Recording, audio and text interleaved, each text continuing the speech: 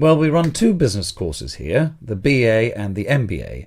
Which course were you interested in? First, you have some time to look at questions 1 to 3.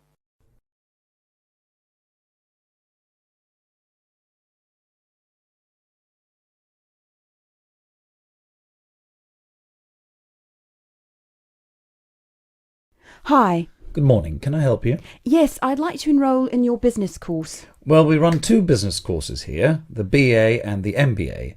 Which course were you interested in? I don't have a degree, so I won't be able to study the MBA. That's right. OK, if you'd like to give me some details, I'll complete an application form and someone from the business department will contact you directly. First, what's your name? Jane Kinsella. Kinsella. Could you spell that for me?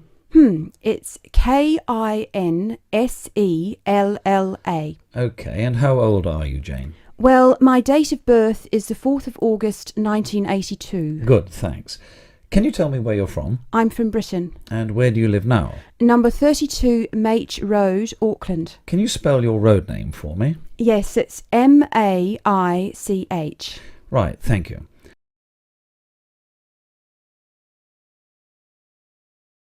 Before you hear the rest of the conversation, you have some time to look at questions 4 to 10.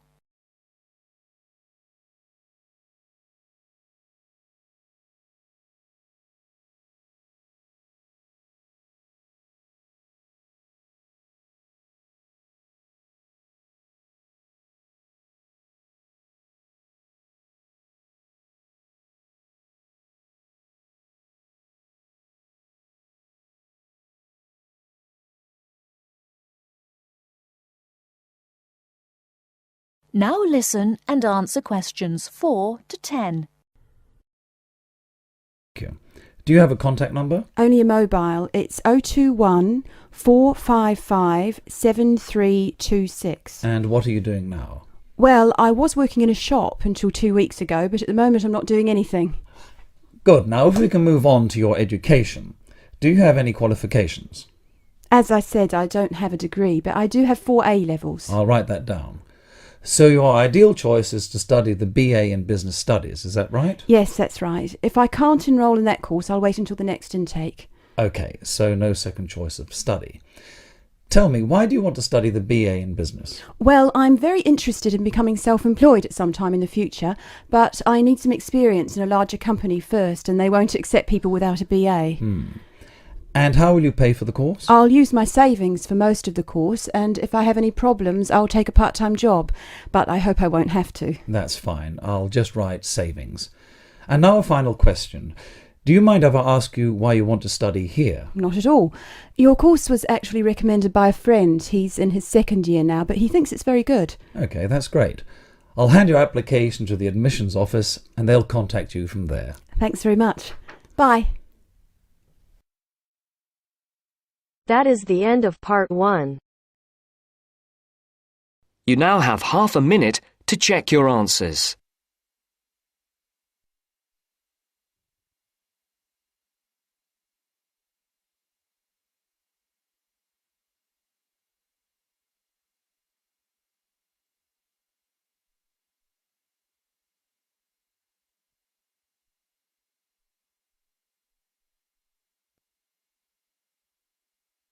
Now turns to part 2. Part 2. She's going to talk to us today about the pleasures of running her own business. First, look at questions 11 to 14.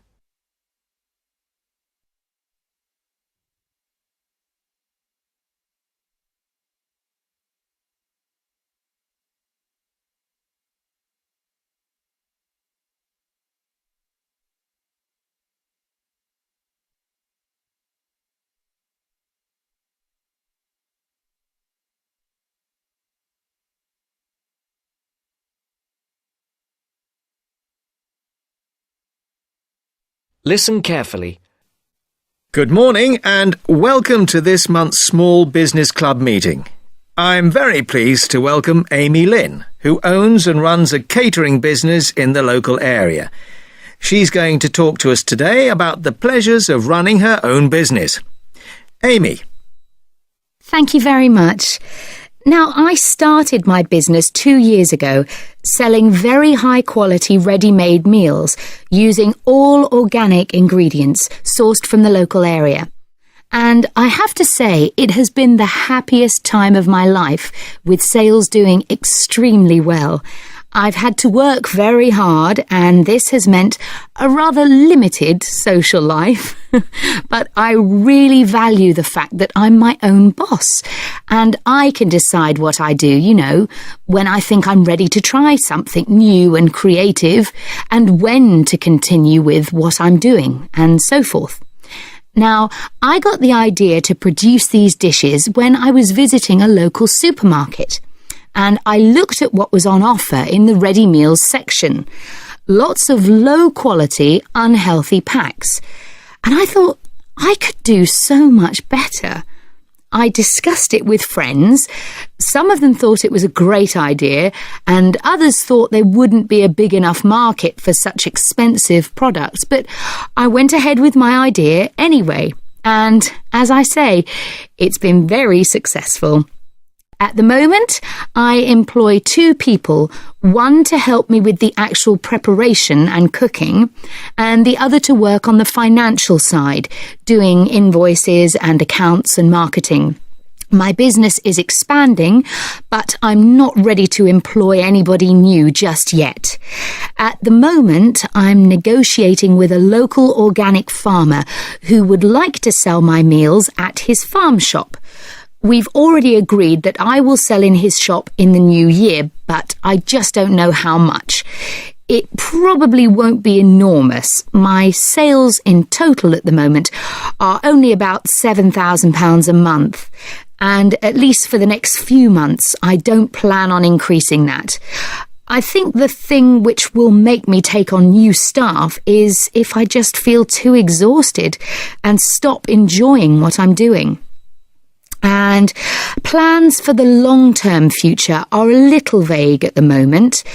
I've been thinking that in a couple of years' time, I'll start to sell on the internet. My sales will increase quite a bit. I won't advertise because that might mean I would expand so fast that I couldn't continue to use all organic ingredients, and I'm very anxious to go on doing that. But I think I'll need a bigger kitchen and packing area, otherwise we'll get very cramped. Before the broadcast continues, look at questions 15 to 20.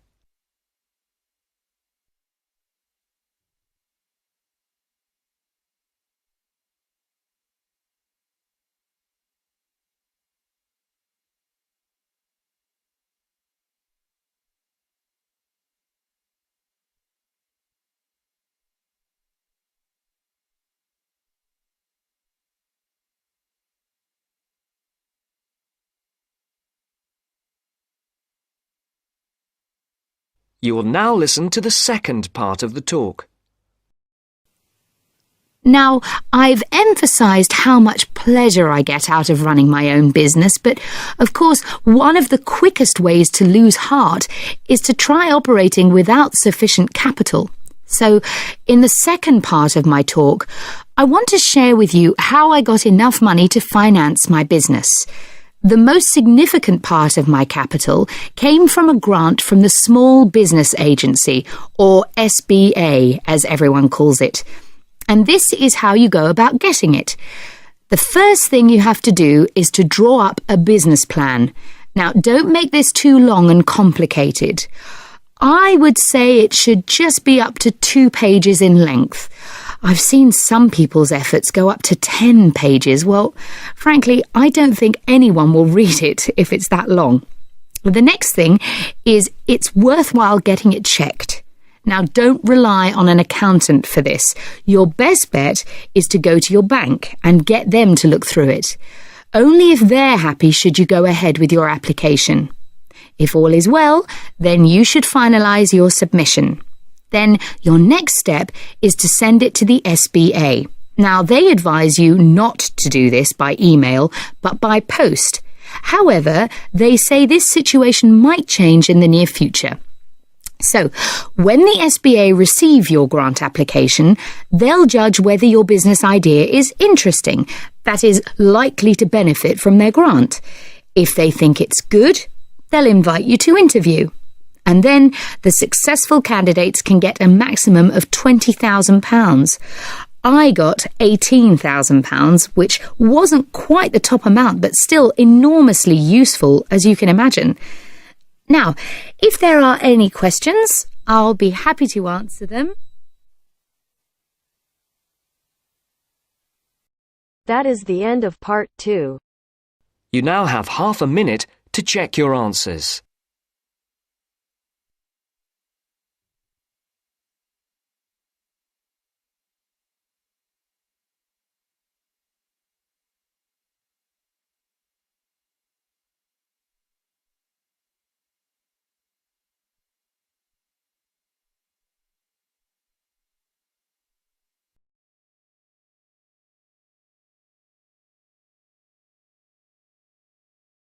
Now turns to part 3. Part 3.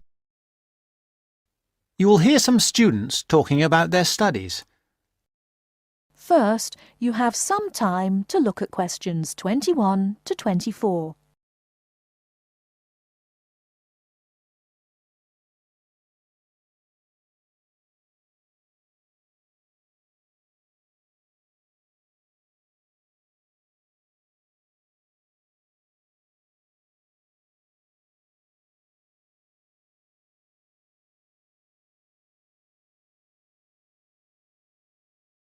Now, listen carefully and answer questions 21 to 24.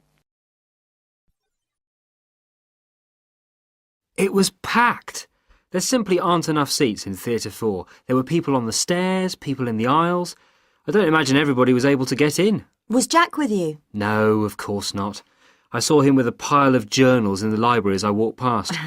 You haven't seen him because you've been in here in the kitchen drinking coffee all morning, whereas he has been studying hard. Not me. I've been in my bedroom reading for my assignment on education in the classical world. Very interesting. It was easier than I expected. I should have been at the gym training for my next race, but that'll have to wait. And did you find your first lecture interesting? Absolutely fascinating. We talked about this experiment. If you show a child a litre of water in a bucket and show him a litre of water in a tall container, he always thinks that the higher, taller but narrower container has more water in it. Hold on, what do you show him? Right. You show him two things. A bucket with a litre of water in it, and also a tall glass vase-like thing or any tall container. This also has a litre of water in it. Now, he will say that the tall thing has more in it than the short fat thing, that is, the bucket. And all children will say this, that is, up to about 5 years of age. You can then actually pour a litre of water from the bucket into the taller, narrower container, and the child will still say that the tall container contains more water, even though he's just seen the water come out of the bucket.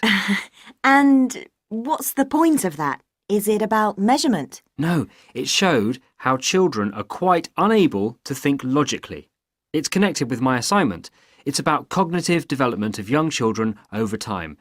That's to say, it's about how they think. But didn't you do that assignment last year? No, I didn't. You see, I missed out on the first year when I changed subject.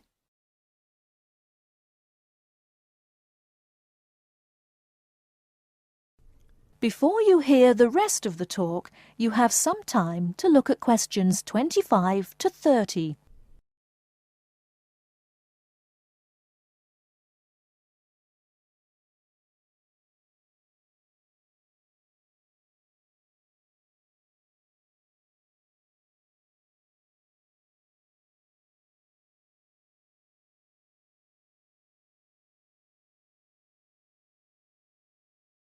Now listen and answer questions 25 to 30.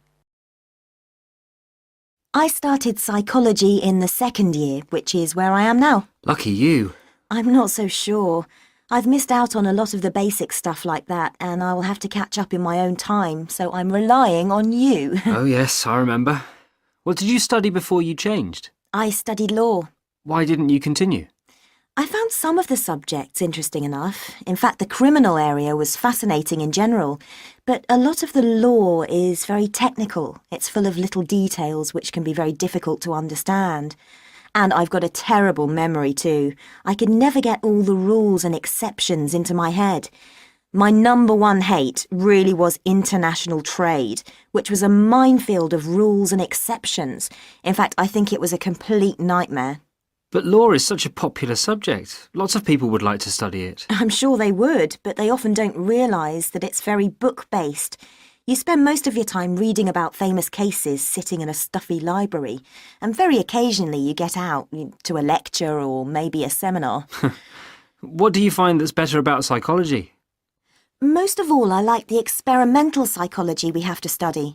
This involves doing something, so it's practical, and with any luck you can make a small, okay, very small, contribution to knowledge. And it is so useful in many careers, for example, business, commerce, education. Law is too, you know. Yes, but the training is so long. You have to spend at least another 2 years on a professional practice course before you can start working. No, I'm happy with psychology. Well, as a psychology student too, I must say I agree with absolutely everything you've said, of course.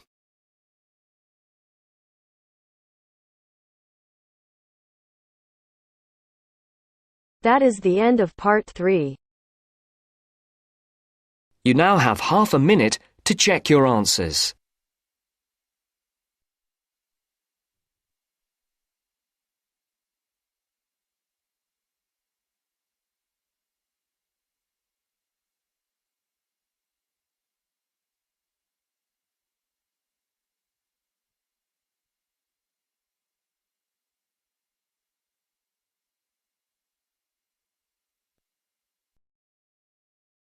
Now turns to part 4. Part 4. First, you have some time to look at questions 31 to 40.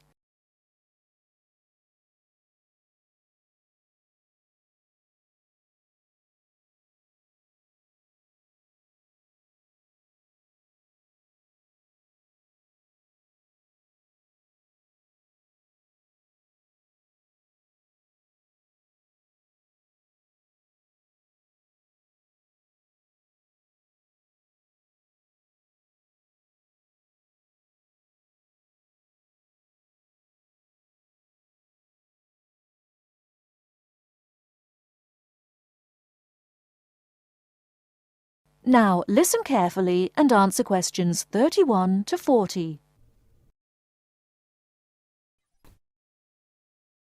River dance is an expression of modern Irish culture, but it is based on a culture which had its golden era from the 6th to the 9th century. Before that period, Irish culture was oral and based on a love of complicated stories and poetic styles. But in the 6th century, something wonderful happened. Writing was introduced by missionaries. From then on, the culture of Ireland began to develop in ways impossible before and had considerable influence in Northern Europe in the period up to the 9th century. With the invasions which began in the 9th century, this golden age collapsed and there never was any real recovery. There were no wealthy kings to sponsor the poets and scholars, so the tradition survived only in a form which the peasants liked. The love of story and song did not die, but no real attempt was made to find a distinctive Irish style until the end of the 19th century, when Irish nationalism began to influence writers, in English called Anglo-Irish literature. There are many famous writers from that period. There is also William Butler Yeats, George Bernard Shaw, and Samuel Beckett, all of whom have received the Nobel Prize for Literature. In all, Ireland has received the Nobel Literature Prize 4 times. When you consider we have only a population half the size of Beijing, you see how unusual that is. Now, let me talk about the music. The Irish love of music has succeeded in surviving the change from Irish, the native language, to the language of the invader, and has once more begun to blossom and become influential outside the country. Irish music was reduced to being the language of the country people and was dying out as people moved to the cities.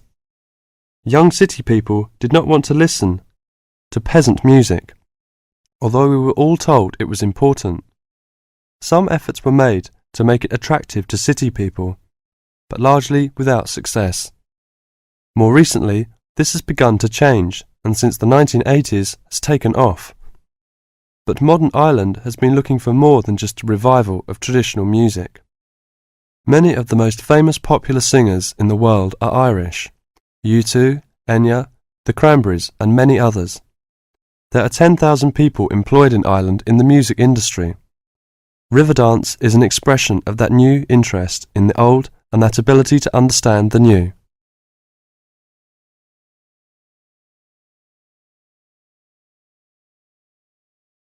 That is the end of part 4. You now have half a minute to check your answers.